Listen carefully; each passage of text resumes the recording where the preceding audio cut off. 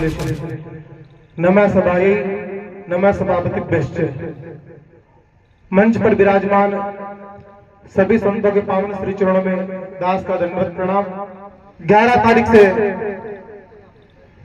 परम पूज्य संत श्री दिनेश गिरि जी महाराज पीठाधीश्वर श्री बुद्धगिरि मठी के नेतृत्व में हिंदू सनातन समरसता एकता यात्रा का शुभारंभ होकर के आज 15 तारीख को ये यात्रा आप लोगों के नगर उदयपुर वाटी के अंदर पहुंची है और बड़ी खुशी और प्रसन्नता की बात हुई कि उदयपुर वाटी के लोगों ने खूब दिव्य और भव्य इस यात्रा को स्वरूप प्रदान किया और सबने आगंतुक जो पूज्य महाराज जी के साथ अनेक संत महात्मा पधारे, अपने महाराज जी अपने परिकरों के साथ पधारे, उनका स्वागत सम्मान करके और मंच तक महाराज जी पधारे हैं। देखो, संतों का कोई अपना सुख दुख नहीं होता है, धर्म ग्रंथ कहता है। संत की और असंत की परिभाषा क्या है? दूसरे के दुख से जो सुखी होता है उसे असंत कहते हैं और दूसरे के दुख से जो दुखी होता है उसको संत कहते हैं। पर सुख सुख दुख दुख देखे पर, ये संतों की परिभाषा है। कितनी बड़ी संतों के हृदय की पीड़ा है कि ये अपने मठ मंदिर को छोड़ करके, संत सेवा गौ सेवा को छोड़ करके, भजन पूजन स्वाध्याय तपस्या को छोड़ करके और समाज के अंदर आपको जगाने के लिए पधारे हैं। अब भी नहीं जागे तो फिर कब जागोगे? ज्योतिष के अंदर एक बात आती है कि भोजन करने के बाद में भर पेट करके भोजन किया और फिर भूखा हो जाए, ये बहुत बड़ी विकृति बीमारी होती है। और पूरी रात सोने के बाद में जब जागने का समय आए, जागने के बाद में फिर सोने की इच्छा होती, नींद आती है, बीमारी है। स्नान करने के बाद फिर शरीर में बदबू आने लगे, पसीने की खुद गई, पसीने की खुद को बदबू आने लगे, ये भयंकर बीमारी है। और ज्योतिष कहते हैं जिसके शरीर में ये लक्षण देखने को दृष्टिभूत हो उसका सर्वनाश होने वाला निश्चित है।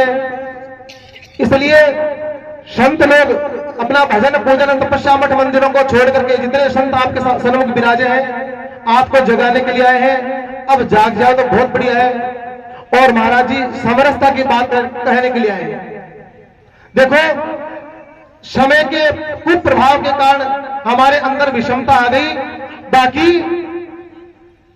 लगभग 12 लाख वर्ष पूर्व राम राज्य था और हमारे वैदिक सनातन हिंदू धर्म में परस्पर कभी किसी के साथ आपस में बैर वैमर्श नहीं था। राम जी के राज्य में तो लिखा है, बैल न करे कौशन कोई, राम प्रताप विषमता कोई, विषमता थी ही नहीं। लेकिन वर्तमान समय में समयाभाव के कारण हमें सब ज्ञात है बिंदु, किन बिंदुओं के कारण विषमताएं आई, सब पर चर्चा नहीं होगी क्योंकि सब संत पधारे हैं, इनका भी उद्बोधन होना है, सब आगे जाना है। झुंझुनू तक यात्रा जाएगी, बीच बीच में पड़ाव है जहां स्वागत सम्मान संतों का होगा, भक्त लोग दर्शन का इंतजार कर रहे हैं। तो हमारे अंदर समरसता ही थी। बाघ बकरा एक घाट पानी पीता था, कुत्ते और बिलाव में भी आपस में प्रेम था, सांप और नौने में प्रेम था। ये समय, ये कालक्रम के हिसाब से विषमता आ गई। ज्ञान, जब हमारे को ज्ञान होगा ना तो समरसता की बात है, विषमताएं चली जाएगी, समरसता स्वतः आ जाएगी। एक बात मैं संकेत कर देना चाहता हूं, आज बड़ी संख्या में वैदिक सनातन हिंदू बैठे हैं। सबसे बड़ा कारण अज्ञान है। वैदिक सनातन हिंदू धर्म की परिभाषा क्या है? जो था है और रहेगा। और विषमताएं जिन लोगों के अंदर है, जिनको हम विधर्मी कहते हैं, जो हिंदू धर्म को लेकर अन्य धर्म है, चाहे वो इस्लाम है, चाहे वो बौद्ध है, चाहे वो जैन है, चाहे वो फारसी है, कोई भी है। लेकिन मैं आपको एक संकेत कर दूं शास्त्र के बल पर, इस्लाम के प्रवर्तक मोहम्मद साहब, मैं बड़े सम्मान से नाम ले रहा हूं, हम संत हैं, हम जातिवाद, व्यक्तिवाद, भाषावाद, क्षेत्रवाद में तो नहीं करता, बाकी संतों का अपना भाव है। किसी भी धर्म के जो धर्माचार्य हैं या किसी भी धर्म के जो प्रवर्तक हुए, उनके पूर्वज कौन थे? मोहम्मद साहब के पूर्वज कौन थे? ईसा मसीह के पूर्वज कौन थे? बौद्धों के, जैनियों के पूर्वज कौन थे? जब ज्ञान हो जाएगा ना तो महापुरुष ये गता सब बनता, जिन पर हमारे बाप दादा गए, हमारे गुरु परंपराओं के हमारे पूर्वाचार्य गए, उन्हीं परंपराओं चलेंगे और चलना चाहिए, चलने से ही इस लोक में और परलोक में हमारा विजय होता है। इसलिए अभी संतों से मेरा एक आग्रह है कि ये समरसता की यात्रा है, यह कोई विद्रोह की और क्रांति की यात्रा नहीं है। सब लोग एक हो जाए।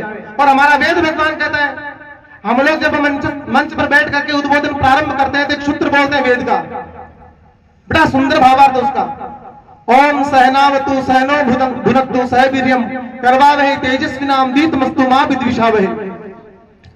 ओम सहनावतु का अर्थ ये होता है हम सब साथ मिलकर के रहे। सहनो भुनक्तु, भोजन आदि खाद्य पदार्थ, पेय पदार्थ, कभी कोई उत्सव है, पर्व हो तो हम साथ मिलकर के भोजन आदि करें। तेजी से हम तेजस्वी नाम, इससे हम तेजस्विता को प्राप्त होंगे।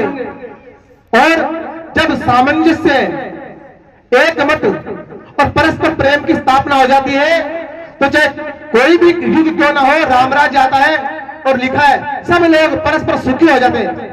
नहीं दरिद्र कोई दुखी न दीना, नहीं कोई अबुझ लक्षण ही नहीं, राम राज्य का संकेत है। इसलिए संत लोग आपको जगाने के लिए आए हैं।